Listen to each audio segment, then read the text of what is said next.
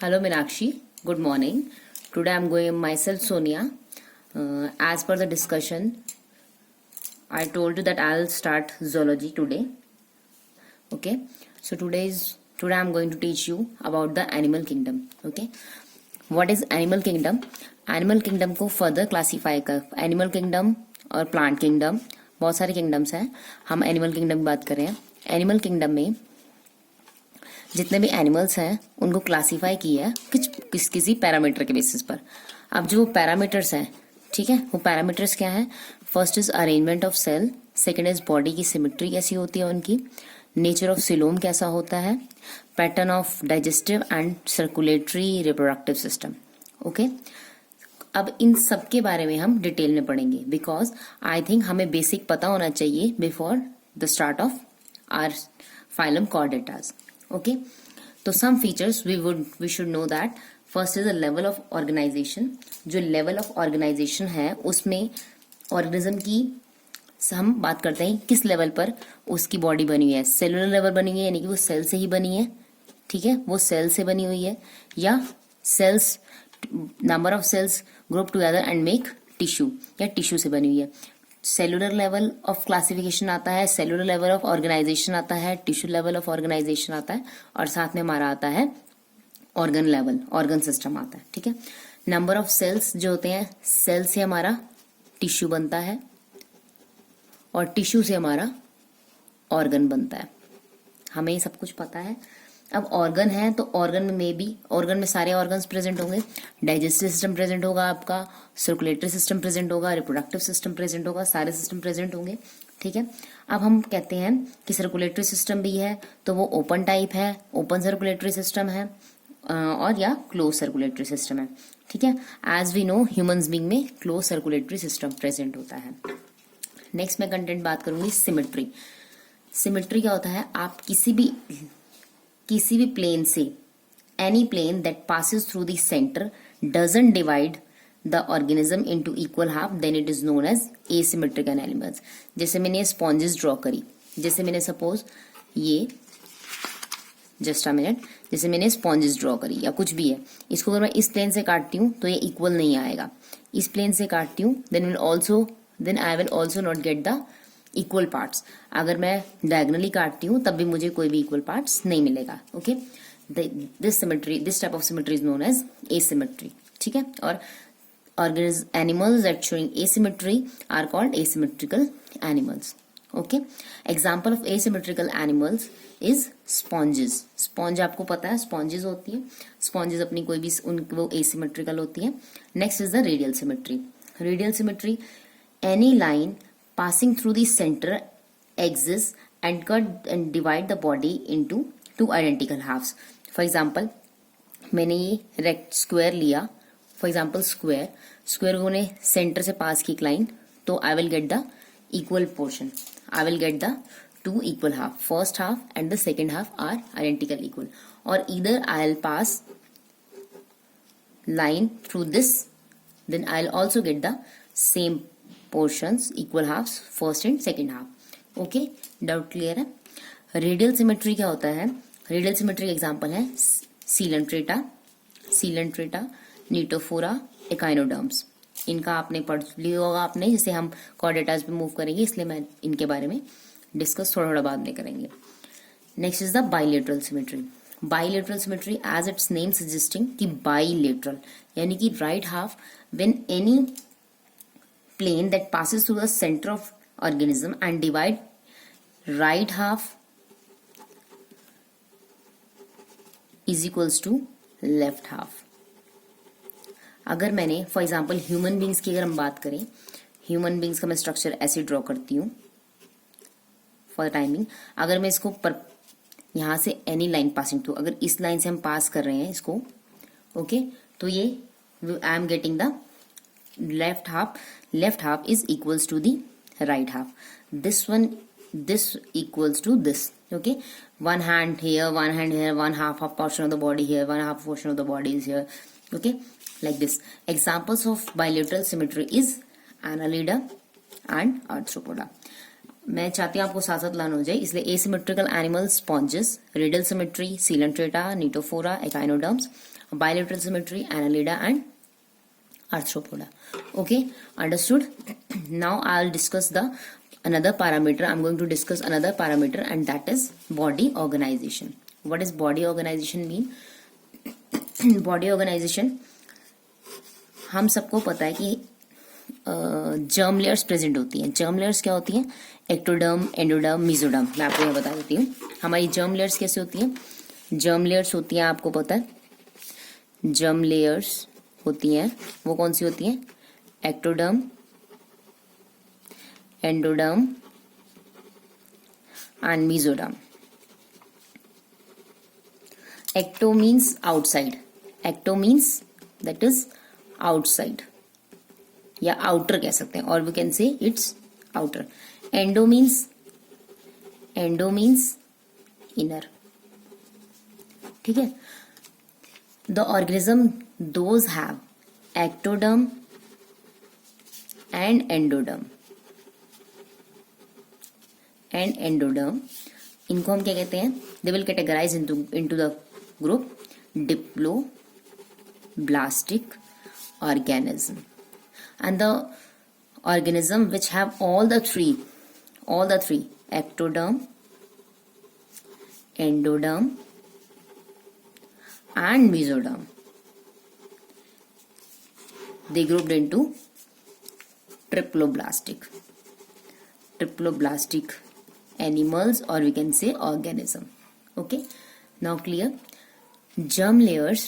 In germ layers we have 3 layers, or the arrangement of cells in during the embryonic development.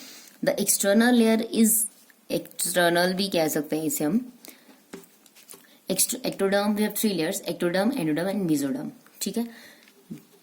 Ectoderm outside and the endoderm inner side. ठीक है. Examples of diploblastic are coelenterata. इसका example है हमारा coelenterata.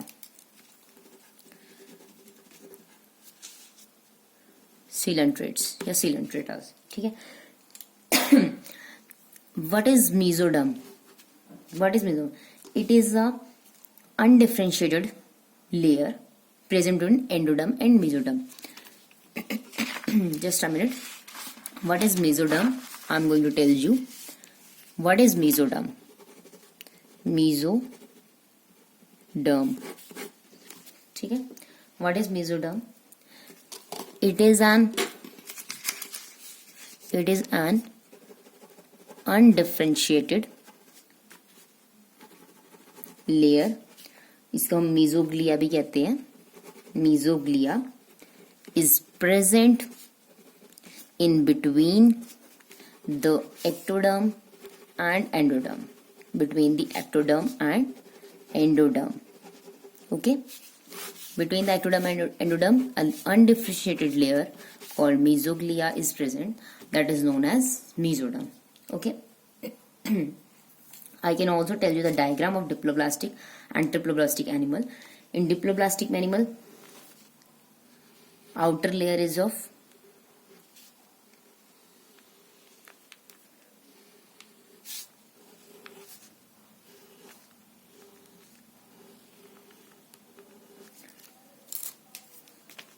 outer layer having the cells, okay, that are supportive in function. Each cell have a nuclei. I'm drawing this with blue pen. Each cell have a nuclei. Okay. And the other layer is mesoderm. And the innermost layer is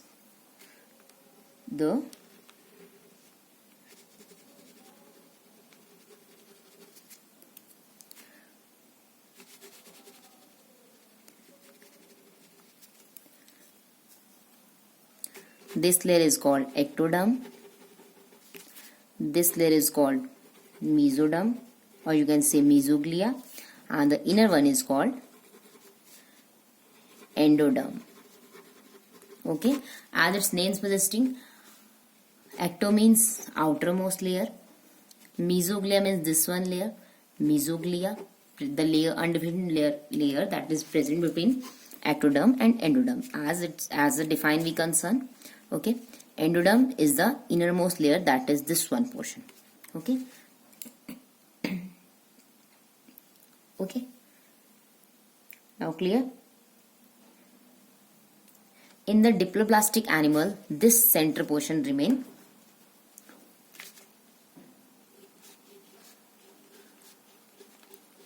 hollow, okay. Outer ectoderm layer and the layer of mesoderm जो आपका blank रहेगा, जहां पर sales नहीं present होंगे, and the innermost layer is filled with the cells. This is known as endoderm, ectoderm, and the space between there is a space between endoderm and ectoderm, but there is no mesodermal cells are present. So that's why ये जो हमारे क्या है, diploblastic है. Diploblastic animals और diploblastic organism में हमारी ऐसी टाइप की हमारा स्ट्रक्चर शो होगा, and this is called triploblastic, okay. Triploblastic में ये शो होगा. एग्जाम्पल ऑफ डिप्लोब्लास्टिक आपको पहले ही बता दिया, जैसे मैंने example of diploblastic is Coelenterata, ठीक है. एग्जाम्पल आपको जरूर याद रखने हैं. एग्जाम्पल इज अ सीलेंट्रेट्स और सीलेंट्रेटा, ओके. एक बार अगर उस बाद नेक्स्ट में मूव करती हूँ, हम मूव करते हैं टॉपिक पर, दैट इज अ सिलोम. हमने डिस्कस कर लिया एनिमल किंगडम, ठीक है. एनिमल किंगडम की क्लासिफिकेशन के पैरामीटर डिस्कस कर रहे हैं हमने अरेंजमेंट ऑफ सेल डिस्कस कर लिया. अरेंजमेंट ऑफ सेल्स के बाद हमने बॉडी की सिमेट्री डिस्कस कर लिया. Now I am going to tell you nature of coelom, okay. Nature of coelom, ठीक है. Now what is coelom? Do you have any idea? Siloam is a body cavity that is present. Siloam is a body cavity. जितने भी organism है उसमें उनमें coelom cavity present है, ठीक है. सिलोम क्या होता है? As its names in cavity, यानी कि कुछ स्पेस, ठीक है. अब मैं आपको इसकी डिफाइन बताऊंगी. अगर आप नोट करना चाहें तो साथ साथ नोट कर सकते हैं, मैं आपको आराम से बता रही हूँ. आप वीडियो जब देखेंगे तो आप साथ नोट कर सकते हैं. What is coelom? A cavity present between the body wall and gut wall. Cavity present between the body wall and gut wall. What do you mean by gut wall? Here the gut wall means is the alimentary canal. Okay, it's the definition of Siloam. Okay, is the definition of Siloam. Cavity present between the body wall and gut wall, यानी कि एक आपकी, मैं इसको diagram से आपको clear करूंगी आगे में, ठीक है. ओके, अगर हम बात करें अगर सिलोम की, coelom is also a parameter on the basis of which animals are classified. Further coelom is divided into three types, or on the basis of Siloam animals are divided into three types. First is coelomates, as its name suggesting they have coelom, ठीक है. Next is acoelomate, absence of coelom, ठीक है. And third one is the pseudocoelomate. Wherever there is a written a before the term, that means absence, okay. Acoelom, here a means absence, यानी आप वो चीज आप पास नहीं है. And what does pseudo means? Pseudo means false, ठीक है. ओके, क्लियर है. Coelomates are those animals which are grouped in this group, जिनके पास सीलोम प्रेजेंट होगा. Coelom is a body cavity as I told you, ठीक है. It is a present in gut wall and alimentary canal. Now I'll discuss the diagram. Outer layer ectoderm, inner layer. First is the outer layer. After outer layer हम outer layer ectoderm, endoderm, mesoderm सबकी बात करेंगे. जो outer layer यानी कि हमारा जो ये बॉडी का कैविटी है body gut wall and the alimentary canal बीच में जो स्पेस दिख रहा है ये एक वॉल हो गई, जिसे हम कह सकते हैं हमारा एक, ऐसे हमारी बॉडी में एलिमेंट्री कैनाल जा रही है, ठीक है, और यहाँ पर गट वॉल भी प्रेजेंट होगी, ठीक है। ये हमारा एलिमेंट्री कैनाल हो गया एक आपका, ये आपका गट वॉल जा रहा है, बिटवीन दीज टू जो स्पेस प्रेजेंट है इज कॉल्ड दी सीलोम। ये जो मैं रेड कर रही हूँ, हाईलाइट कर रही हूँ, इज कॉल्ड दी सीलोम।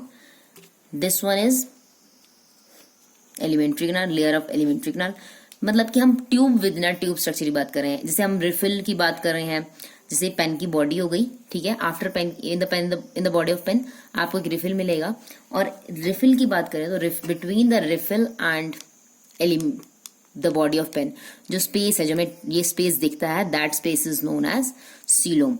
आपको समझने की टर्म से बता रहे हैं, दैट स्पेस जो अराउंड द रिफिल है that is known as the coelom. Okay, coelom is present in the animals those have coeloms are known as coelomates animals, and examples of such are annelids, molluscas, arthropoda, echinoderms, hemichordates. Okay, next I am going to tell you acoelomates.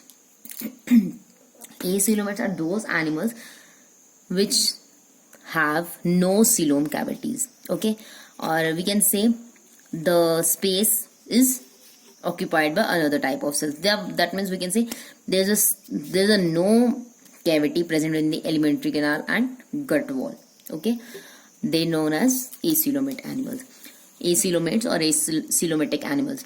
इसका example है हमारा platyhelminthes, ठीक है। Next I am going to tell you pseudocoelomate. As its name suggesting, pseudo means true, sorry, pseudo means false, by mistake हो जाता है, ठीक है। pseudo means क्या होता है, false. ऐसा सीलोम जो प्रेजेंट तो है but it not present in throughout the space. Okay, we use the term pseudocoelomate.